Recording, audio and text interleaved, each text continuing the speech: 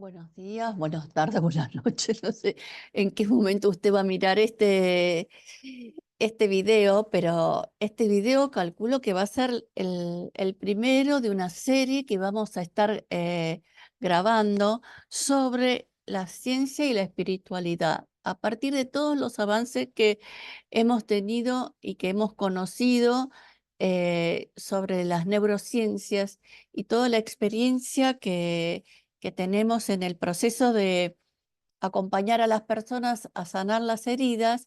Hemos resuelto hacer una serie de videos donde para traer luz sobre cuál es la concepción que tenemos de las personas, del ser humano, cómo Dios nos creó, cómo el pecado original afectó nuestras vidas y después cómo podemos, lo que vamos a llamar la redención del Señor, cómo va a actuar la redención de Dios en la vida de las personas. Así que voy a empezar a compartir una pantalla para poder trabajar mejor todo este concepto.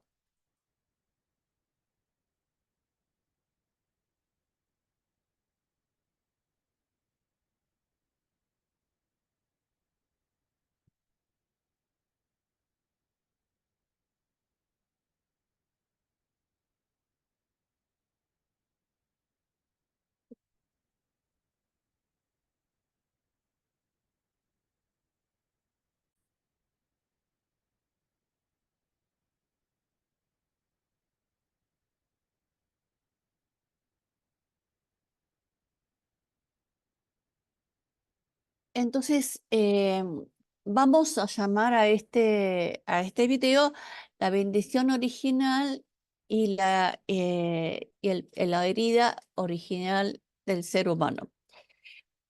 Así que vamos a ver cuál es eh, la bendición original de Dios para el ser humano. Dice Génesis 1, 27 al 28. Fue así como Dios creó al ser humano, Adán, y tal como es Dios, lo creó a su semejanza. Lo creó al hombre, Ish, y a la mujer, Isha, y les dio esta bendición. Quiero que se reproduzcan, quiero que se multipliquen, quiero que llenen la tierra y la pongan bajo su dominio, que dominen los peces del mar y las aves del cielo, y a todos los seres vivos que se arrastran por el suelo. Y otra versión dice, y les dio su bendición. Tengan muchos, muchos hijos, llenen el mundo y gobiernenlo, dominen a los peces y a las aves y a todos los animales que se arrastran. Acá vemos que la creación de Dios del ser humano los creó a su imagen y semejanza, al hombre y a la mujer. Y a los dos juntos les dio su bendición. No es que bendijo a uno y al otro no. En la creación del ser humano estaba la bendición de Dios para el hombre y para la mujer. Después viene cuando Adán se durmió y que de la costilla de Adán el Señor creó a la mujer, pero quiero que podamos entender bien que en este inicio, en este principio, el hombre y la mujer estaban juntos en esa identidad que Dios quería dar. Y la bendición se la dio a los dos, que lo pongan la tierra bajo su dominio, que llenen el mundo, que lo gobiernen y lo dominen. Entonces quiero que veamos cuáles son las consecuencias de la bendición original de Dios.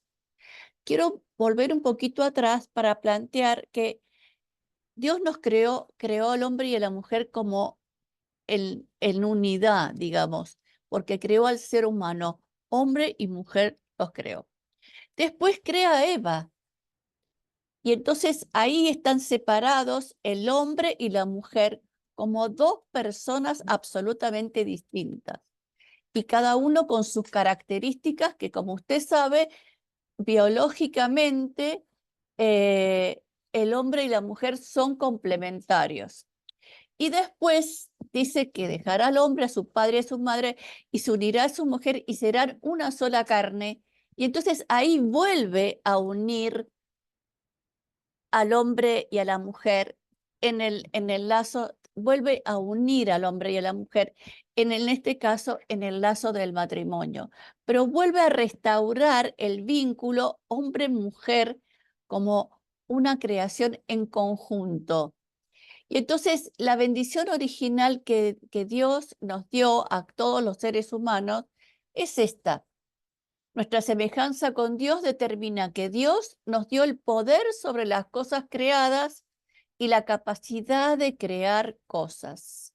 Todos guardamos adentro nuestro, por ser imagen y semejanza de Dios, la creatividad, que después la vamos a desarrollar, podemos desarrollarla a lo largo de la vida. La bendición de Dios nos dio también la capacidad de poseer, gobernar y dominar. Y para desarrollar todos estos atributos tenemos que tener autoridad.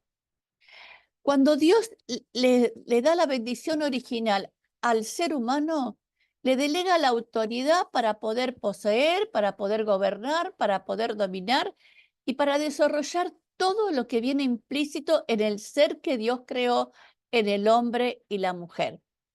Y también la bendición original nos genera la capacidad de vincularnos de manera complementaria con los otros. Cuando Dios le delegó la tarea de administrar el jardín del Edén, no separó las funciones del hombre y la mujer, se las dio todas juntas y después ellos tendrían que ir desarrollando cómo iban a llevar a cabo esa tarea. Entonces no hubo una separación, hubo una delegación de una tarea de cómo poner en marcha esa bendición original. Y también ahí nace la ley de la mayordomía, porque tenían que poder administrar esos dones y esa gracia que Dios les había dado. Entonces, hay una creación de Dios y hay una bendición de Dios. La concepción original de un objeto, este es el concepto de creación u obra, está destinado a la producción en serie. Entonces, ese es el diseño que hizo Dios, el diseño de hombre y mujer, para que se reproduzca a lo largo de todo el proceso de la humanidad y todos estos años que siguen naciendo hombres y mujeres.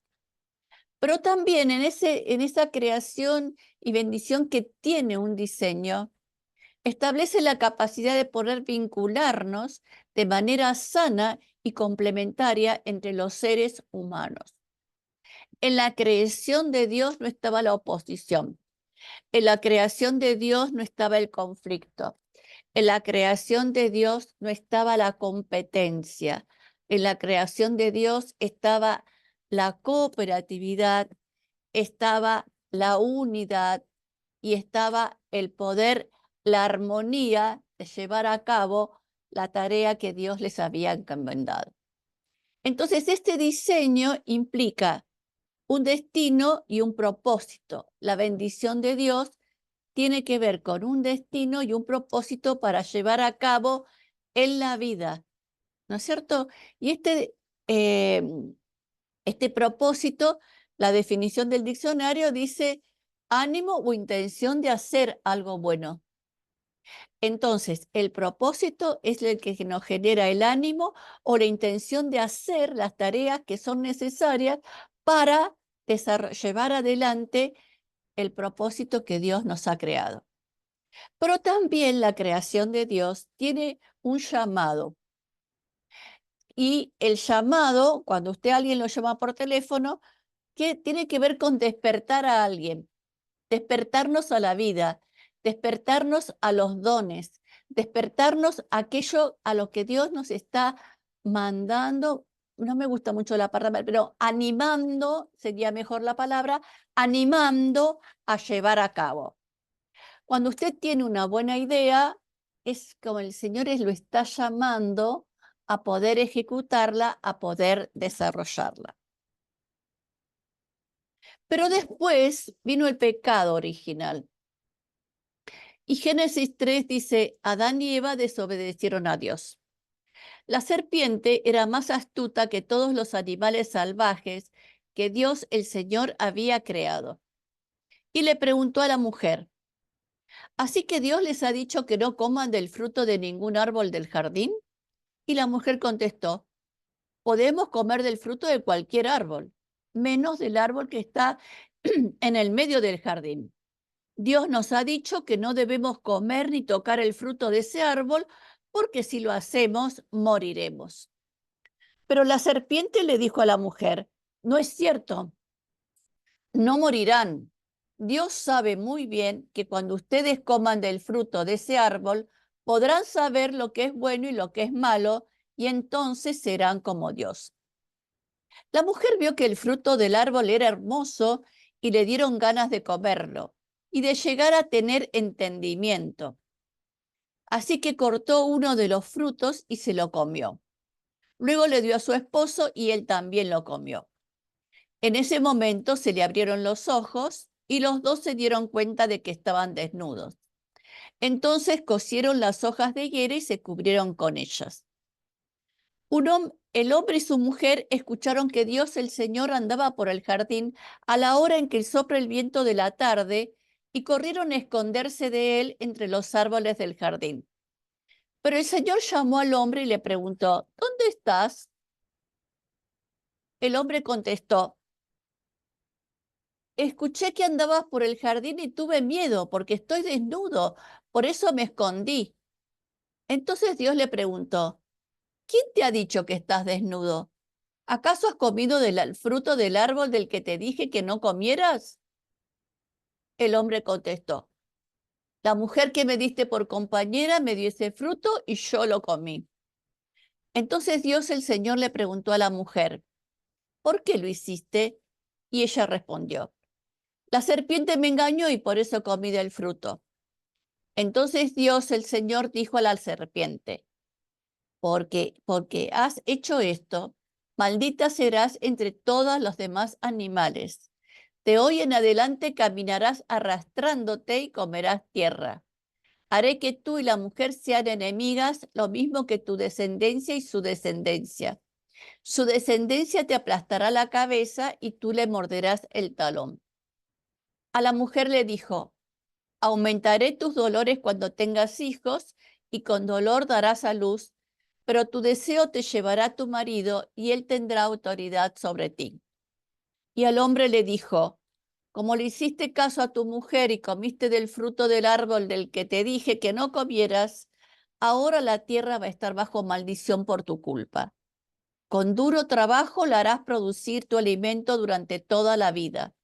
La tierra te dará espinos y cardos y tendrás que comer plantas silvestres. Te ganarás el pan con el sudor de tu frente hasta que vuelvas a la misma tierra de la cual fuiste formado, pues tierra eres y en tierra te convertirás. Entonces, vamos a ver, y vamos en el texto, si usted lo estuvo escuchando, se va a dar cuenta que esa unidad que había en el inicio, en la bendición original de Dios, se fue rompiendo en cada uno de los componentes de la creación en ese momento. Entre el hombre y la mujer hubo una separación con Dios porque se escondieron, ya no podían andar libremente en el jardín del Edén. Entonces se separaron de Dios porque obedecieron a la serpiente en lugar de obedecer al Señor. Y una de las cosas que a mí me ha hecho pensar mucho con este tema de la caída, del pecado original, es que la autoridad que Dios le había dado al hombre y la mujer de elegir las cosas y de elegir qué iban a hacer con cada situación, se la delegaron al diablo, porque el diablo los sedujo y eligió que comieran el fruto para poder ser como dioses, como el diablo quería ser. Entonces, cuando nosotros pecamos, cuando nosotros desobedecemos la ley de Dios, le estamos dando autoridad a otras cosas. Le estamos dando autoridad a pensamientos distorsionados, le estamos dando autoridad a cualquier otra situación y cualquier otra circunstancia que no quiera traer bien a nuestras vidas. Y entonces sigue las consecuencias de la ruptura de la bendición. Maldice a la serpiente y a la mujer le dice que va a dar a luz con dolor, pero que el deseo la llevará a su marido y él tendrá autoridad sobre ella. Fíjese que la autoridad que antes estaba compartida, los dos tenían la misma autoridad y los dos podían llevar a cabo la tarea de la vida, acá aparece que se rompe y que la mujer desea al marido, pero el marido, en vez de ser parejos, el marido se pone encima de ella. Y aquí nace el sistema patriarcal. Aquí nace, con el pecado original, nace la superioridad del hombre sobre la mujer, que no era lo que Dios creó en el inicio. Y entonces también aparece una maldición sobre el trabajo, que la bendición de Dios, el trabajo era una bendición. Y si usted lo va a mirar, el trabajo, poder tener trabajo, es una bendición. Pero como el diablo quiere romper todo lo bueno y quiere destruir lo que Dios creó, empieza a generar situaciones para que todo lo que Dios quiso para nosotros esté contaminado o quiera estar dañado. Entonces vamos a ver ahora cuáles son las consecuencias de este pecado original que este autor Benedict Groscher lo llama la herida original. Y él dice que la herida original causa estragos en nuestra vida similar a una erupción volcánica. Fíjese la dimensión de la imagen que el autor trae, ¿no? Cuando un volcán entra en erupción, va arrasando todo y quemando de alguna manera todo lo que encuentra a su lado. Entonces, esa erupción volcánica que va arrasando todo lo que encuentra a su lado, ¿qué hace? El pecado nos roba el vivir dentro del diseño de Dios para nosotros, del destino, del propósito y del llamado. Nos roba nuestro derecho a la vida abundante. El ladrón viene para devorar, destruir y matar, y yo he venido para que tengan vida y vida en abundancia. Nos quita el poder, la autoridad, el gobierno, el dominio, la capacidad de poseer y la de elegir. Todo lo que estaba bien en el principio fue lastimado, fue deteriorado y fue pervertido. Entonces, nosotros le damos poder a cosas que no tienen que tener poder sobre nosotros, le damos poder a las mentiras que nos hacen creer, les damos poder a los pensamientos distorsionados, le damos poder a las creencias que nos van limitando, le damos poder a muchas cosas. Y también permitimos que esas cosas o personas tengan autoridad sobre nosotros. Y toda la autoridad que usted le da a una persona se le resta a usted. Así que si usted tiene una persona, por ejemplo, si usted ha tenido dificultades con sus padres o ha tenido un padre autoritario, toda la autoridad que su papá desataba sobre usted, usted la perdió. Porque él tenía una autoridad y un dominio sobre usted y no le permitía poder elegir, no le permitía poder manejar la autoridad para poder poner límites a esas cosas. Por ejemplo, necesitamos tener autoridad. El gobernar las cosas, el administrar nuestra vida, el poder sentir que no nos desbordamos y que podemos elegir. Perdimos esa conexión natural con otros.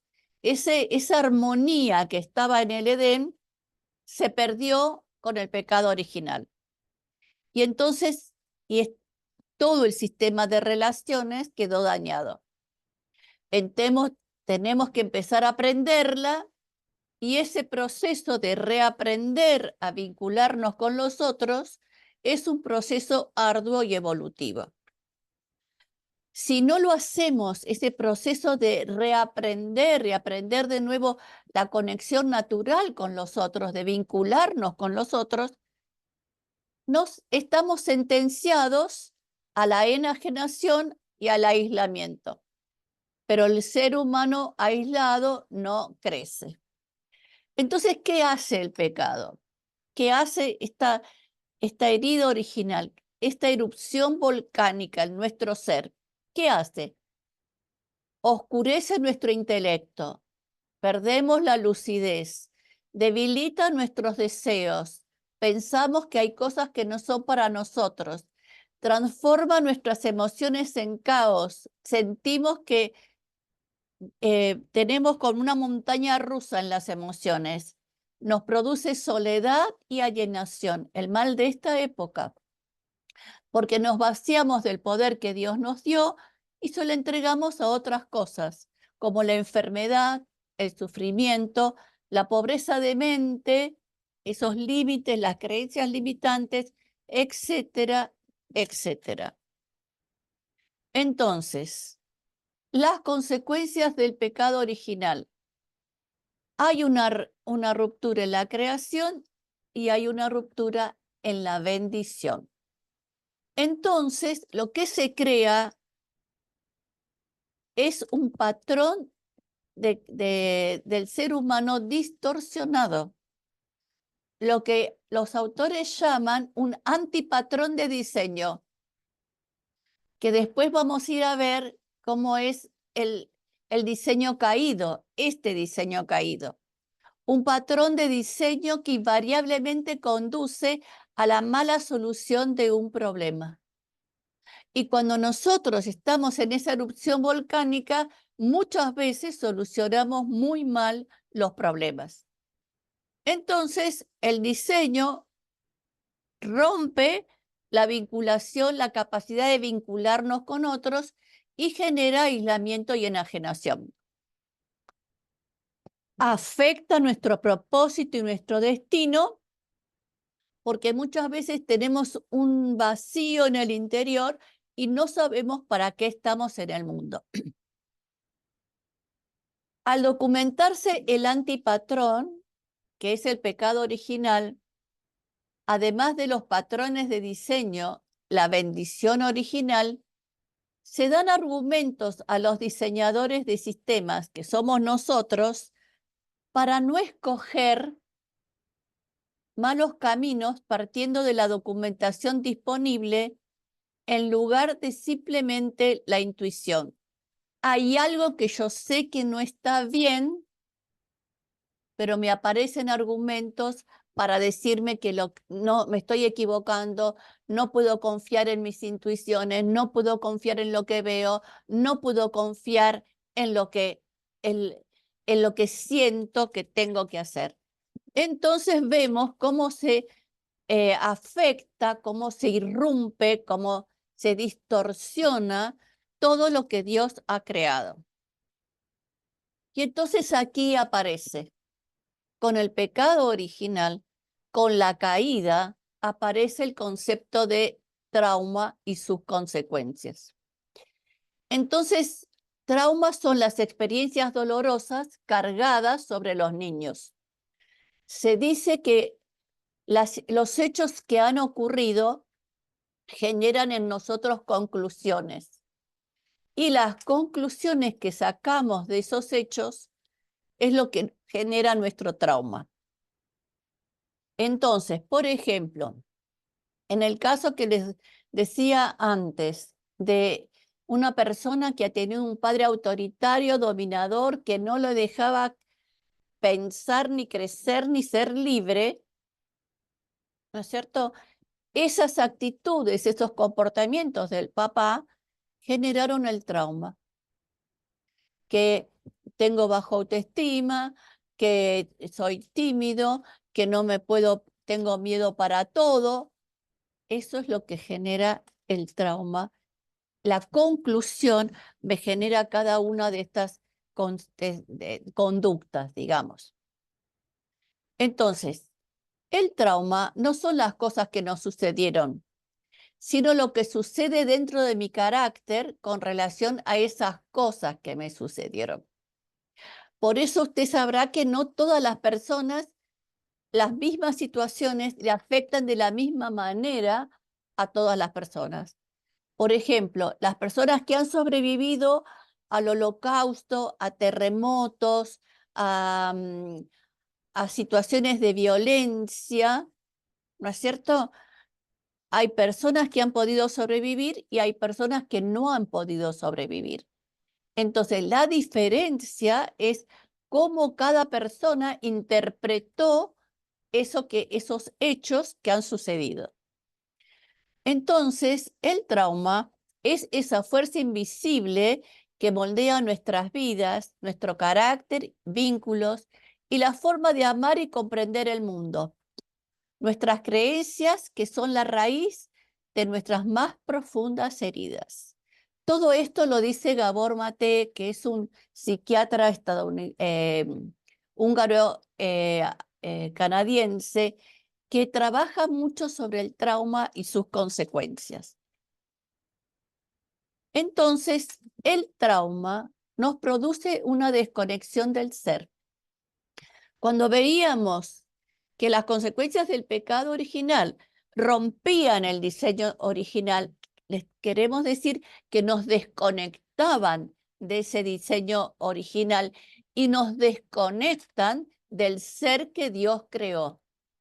Cuando Dios nos creó, nos dio la bendición original y todas las características que estuvimos viendo que tenía la bendición original. Cuando aparece el trauma, nos desconectamos de cada una de esas cosas. Entonces, ¿por qué produce una desconexión del ser? Porque nos resulta demasiado doloroso ser nosotros mismos y tenemos miedo de expresar nuestro ser. Hay una persona sana que quedó afectada por estos traumas y por esta desconexión. Y la persona va tapando esa persona sana porque le resulta demasiado doloroso. Por ejemplo, a un niño que va creciendo con estas características de un padre, le resulta demasiado doloroso enfrentarse al padre y demostrarle que no es como él dice. ¿Pero por qué? Porque tiene miedo de expresarse, porque tiene miedo que las consecuencias sean peores que si se calla la boca, y entonces aparece el silencio. Eso, el esconder el ser, se convierte en una dinámica de toda la vida, no sabiendo cómo hacerle frente a mis emociones, sin saber qué hacer ni cómo responder. Muchas veces nos quedamos paralizados frente a las cosas o sentimos que no tenemos recursos internos para poder enfrentar las situaciones que tenemos que enfrentar. Por eso no le hago caso a mis situaciones y creo situaciones de riesgo para mi vida. Ahí puede ser que estas situaciones de riesgo sean que esté expuesto a situaciones de abuso, que esté expuesto a situaciones de violencia, que esté expuesto a perder oportunidades. ¿Por qué? Porque no le hago caso a ese ser interior, a esa persona sana, ese ser que Dios creó, que está ahí tapado por todas estas circunstancias. Entonces quiero que veamos este diagrama que sintetiza todo lo que estuvimos viendo hasta ahora. Entonces, ¿qué vemos? Que Dios crea al ser humano y le da la bendición de desarrollar la persona que Él creó, que Dios creó, el ser. el ser imagen y semejanza de Dios, el poder desarrollar las consecuencias de lo que significa ser imagen y semejanza de Dios y el ser la persona sana que Dios creó. Pero después viene la caída, como estuvimos viendo, y la caída genera una desconexión del ser de Dios, como veíamos antes, y de los otros. Y aparece entonces la vergüenza y la culpa. La vergüenza y la culpa nacen en el Edén.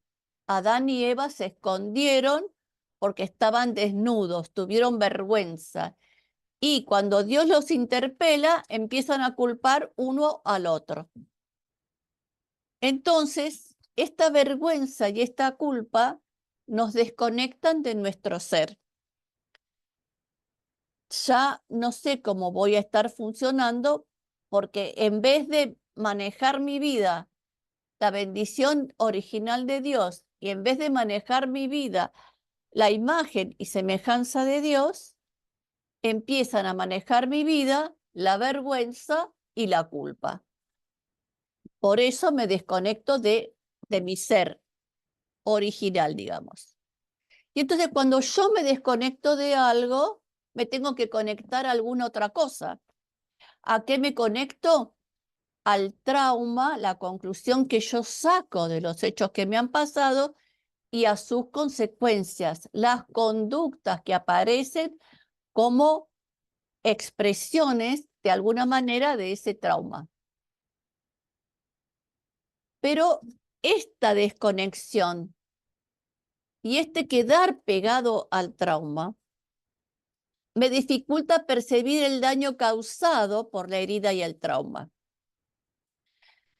Por ejemplo, yo trabajo con personas que se están recuperando de situaciones de abuso.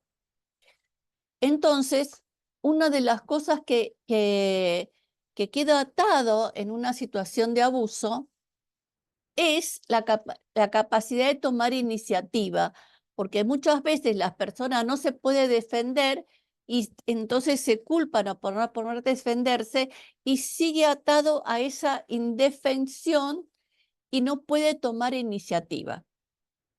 Entonces, esa conclusión que sacó la persona que no puede tomar iniciativas afecta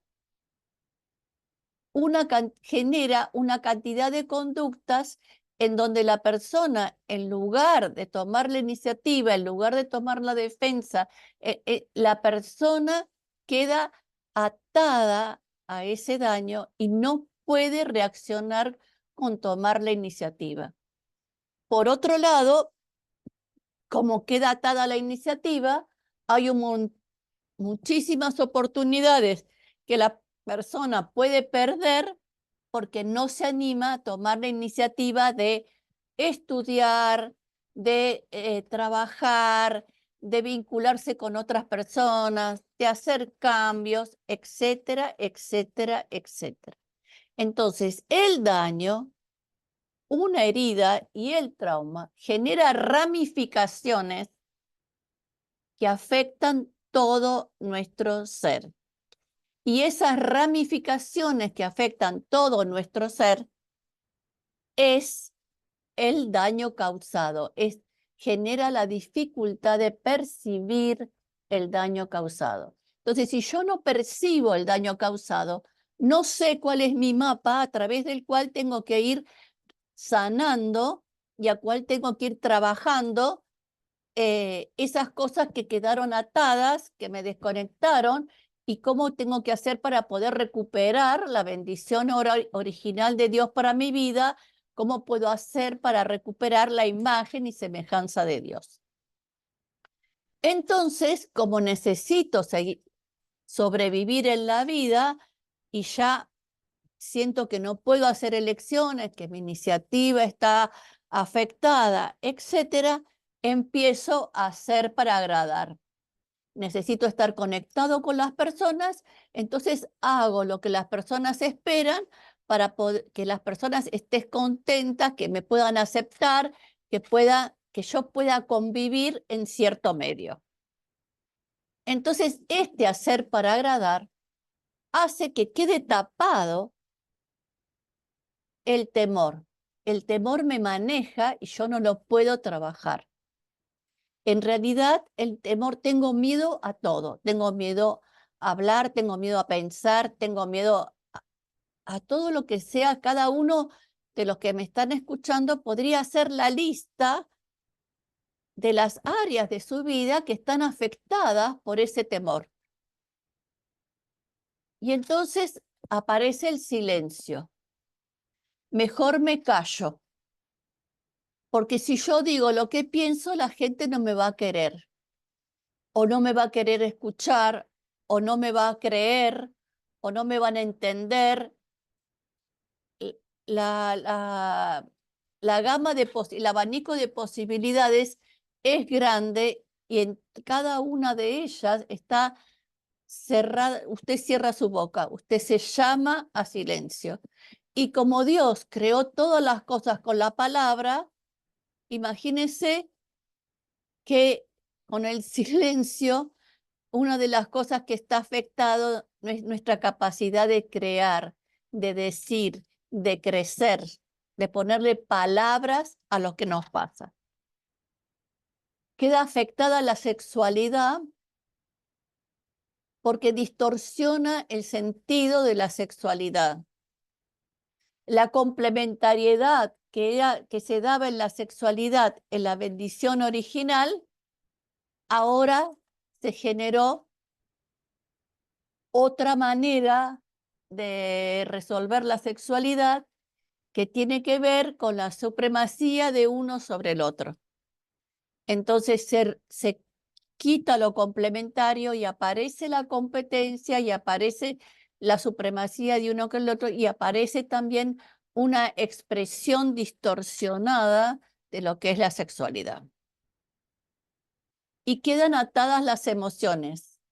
En general, me manejan más las emociones negativas que las emociones positivas. Entonces, me puedo quedar encerrado en la amargura, en el rencor, en el enojo. Cualquier cosa me puede provocar enojo, me puede generar resentimiento, ¿no es cierto? Entonces, quedo atado a ese ramillete de emociones y la alegría, la esperanza, la sorpresa sana tienen un espacio mínimo o no existe el espacio para que se puedan expresar. Y también me puedo volver una persona triste en la vida. Queda afectado el manejo de la afectividad. Me cuesta mostrarme, me cuesta decir a quién quiero, a quién no quiero, me cuesta expresarme. Acuérdense que piensen que para poder desarrollar la afectividad, el conectarme con el otro, decirle al otro que lo quiero, que está lindo, que pasa que el otro, necesito poder tomar la iniciativa. Y como la iniciativa muchas veces queda atada, me cuesta, tengo un mundo adentro de palabras que quisiera decir, fíjese cómo se van conectando las cuestiones y no las puedo decir porque me cuesta ponerle palabras. Y generalmente es porque nunca escuché palabras afectivas que me enseñaran o cómo poder manejarlas. La autoridad queda alterada, como decíamos antes, y puedo ser que sea una persona autoritaria, que tenga problemas para manejar la autoridad, que no reconozca ninguna autoridad, porque como a mí me lastimaron, no reconozco ninguna autoridad, ¿no es cierto? Entonces, y esto es un problema serio en la vida de la persona, porque vivimos con relaciones, en general vivimos con relaciones con autoridad, con personas con autoridad sobre nosotros o nosotros somos autoridad sobre otros y relaciones de pares. Eso no hay ninguna otro par de situaciones que puedan estar. Entonces, tenemos problemas con la actividad. Y en la iglesia el manejo de la autoridad y el tema de la autoridad es un tema serio. Nos cuesta poner límites, tenemos miedo que la gente se ofenda, se enoje, nos deje de querer, un montón de justificaciones para no poner límites. Tenemos dificultades en las relaciones interpersonales, nos cuesta comprometernos, nos cuesta estar. Muchas veces entramos y salimos de las relaciones, entonces no podemos permanecer porque como tenemos miedo a la pérdida, los vínculos son cortitos y no nos podemos expresar verdaderamente en las relaciones. O podemos interpretar mal lo que pasa en una relación a partir del daño y sus consecuencias. Y entonces aparecen estos conceptos, estas ideas limitantes que muchas veces nosotros sacamos esas conclusiones y otras veces los demás nos las dicen, que no nos merecemos estar bien, no nos merecemos, lo único que nos merecemos es sufrir, no nos merecemos estudiar, no nos merecemos pasear, no nos merecemos disfrutar, no nos merecemos viajar, ¿no es cierto? O que hay cosas que no son para mí. Esas cosas no son para nosotros. Nosotros, por ejemplo, siempre vamos a ser pobres. El bienestar económico no es para nosotros. Entonces vivimos bajo esa regla y esas reglas no merezco, las cosas que no merezco no son para mí, regulan mi vida y regulan mis elecciones y regulan mi iniciativa. Y por supuesto, afecta la salud. Todas estas cosas comprometen el cuerpo de alguna u otra manera y entonces en la salud vemos afectada nuestras heridas, nuestros traumas y las consecuencias de nuestras heridas y nuestros traumas. El cuerpo está comprometido. Pero ¿qué pasa? Entonces usted me va a decir, Elba, qué drama, qué horrible lo que me presentás. No, ahora le traigo la voz de la esperanza, digamos. ¿Por qué? Porque Gabor Maté dice, detrás de una persona traumatizada existe una persona sana que jamás encontró la forma de poder expresarse en su vida y jamás tuvo relaciones en las que pudo ser auténtico. Entonces, si usted se siente identificado con este esquema, detrás de todas estas cosas hay una persona sana que no pudo expresarse en la vida, que no tuvo espacios de poder hablar, de ser reconocido, de ser valorado, de ser validado, y como vivió para agradar, se insertó en un sistema de relaciones en las que no pudo ser auténtico o auténtica. Entonces, nosotros trabajamos para ministrar, para ayudar, para guiar para descubrir esa persona sana que quedó tapada por cada una de las circunstancias que afectaron por la erupción volcánica de la que hablamos como consecuencia del pecado original. ¿Cómo recuperamos la persona sana? Bueno, tenemos que empezar un proceso de restaurar, de recuperar lo perdido para encontrarnos con la persona sana del origen y para transformar esta desconexión en una conexión con uno mismo y con los otros. Transformar nuestra manera de pensar y nuestra manera de sentir de tal manera que podamos recuperar la persona sana que yace dentro nuestro, porque somos imagen y semejanza de Dios y nadie puede destruir esa marca que todos los seres humanos traemos. Y este proceso de restaurar, recuperar lo perdido y de transformar, ¿cómo se llama? Se llama redención. La redención, la obra de Jesús en la cruz.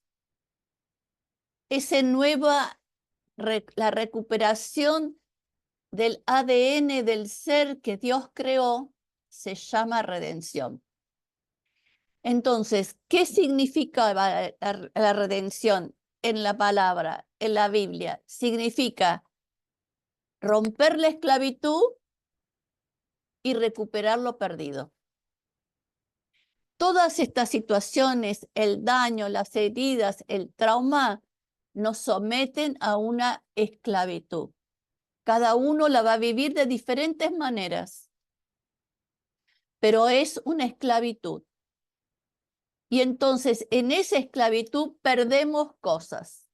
Como decía antes, el deseo, las cosas que nos merecemos, la iniciativa, el soñar, el vivir bien, el tener una vida agradable, el sentirte en armonía con las relaciones.